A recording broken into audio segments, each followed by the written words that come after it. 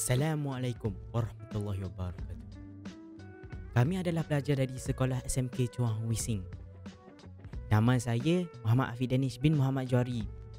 Bersama dengan saya, 4 pelajar yang terlibat dalam pertandingan ini iaitu Chu Song Wei, Tani Chun, Muhammad Heri dan Haikal Fu. Manakala ketua pasukan kami ialah Cikgu Zawiyah Hasnah binti Yusof akan membentangkan tentang inovasi yang kami hasilkan, iaitu inovasi Don't Play Play. Kami akan membentangkan sebuah inovasi yang kami hasilkan bagi mata pelajaran Asas Sains Komputer tingkatan 1.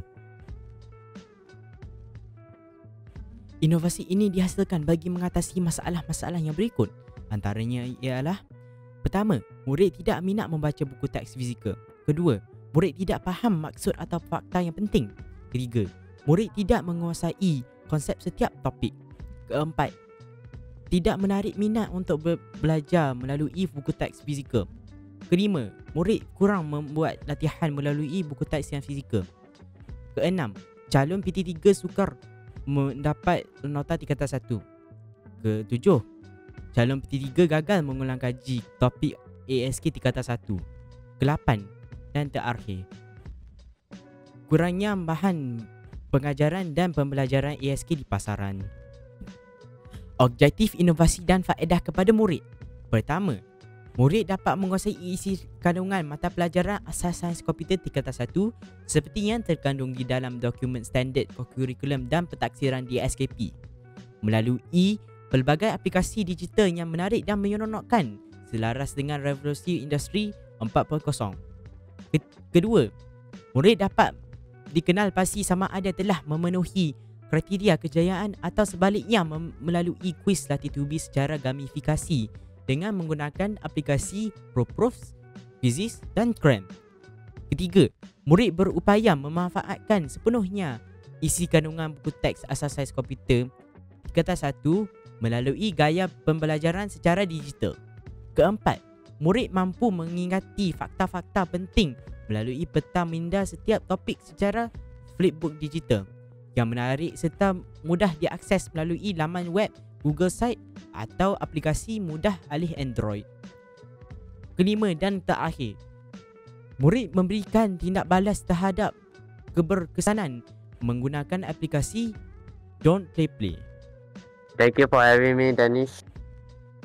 Apa khabar semua? Nama saya adalah Chu Song Wei. Hari ini saya akan bercakap tentang inovasi Don't Play Play.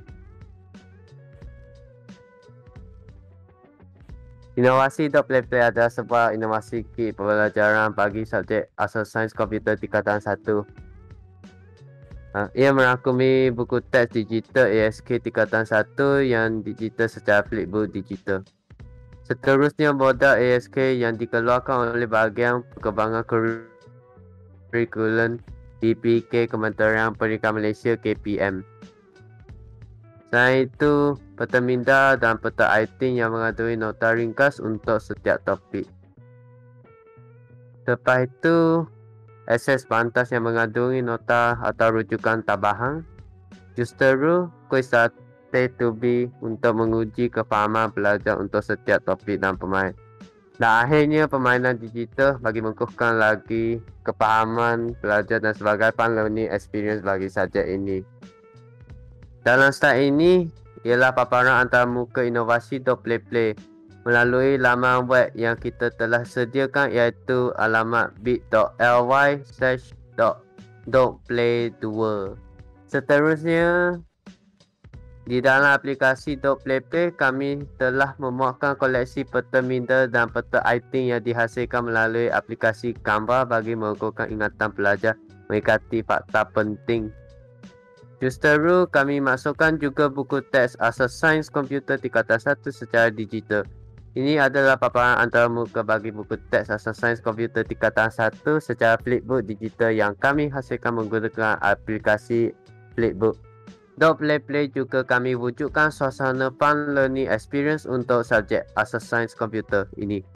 Ini adalah paparan bagi kuis T2B dan pelbagai jenis permainan digital yang berkonsepkan fun learning yang dihasilkan menggunakan aplikasi Quizzy, ProProf, WordWall dan aplikasi permainan Cram. permainan yang kami hasilkan adalah untuk menguji kefahaman pelajar bagi setiap topik dalam asas sains komputer tingkatan 1. Dan juga untuk Play juga lebih mudah diakses melalui aplikasi telefon mudah alih Android kerana kami yakin majoriti pelajar mempunyai telefon mudah alih. Ini adalah paparan aplikasi Play 2 dalam bentuk aplikasi telefon alih Android yang boleh dimuat turun melalui Google Play Store. Akhirnya, aplikasi Play juga boleh diakses melalui kod QR yang kami sediakan untuk akses ke laman web dan ke aplikasi telefon mudah alih Android. Sekian, terima kasih. Potensinya untuk disebarluaskan adalah sangat tinggi kerana aplikasi ini menggunakan medium ICT yang berkonsepkan pembelajaran dan pengajaran selaras dengan revolusi industri 4.0.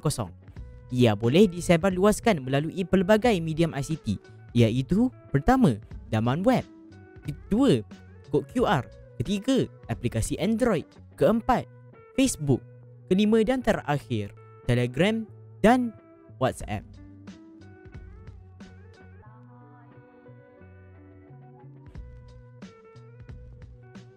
Slide yang seterusnya ialah tentang metodologi inovasi. Dalam slide ini, saya akan membentangkan cara akses Play. Pertama, kita boleh akseskan inovasi Play melalui laman web yang disediakan. Seterusnya, anda boleh mengakses laman web dengan menggunakan kod QR jika laman web tidak boleh diakses. Selain itu, jika tiada komputer atau laptop, anda boleh menggunakan aplikasi telefon mudah alih Android.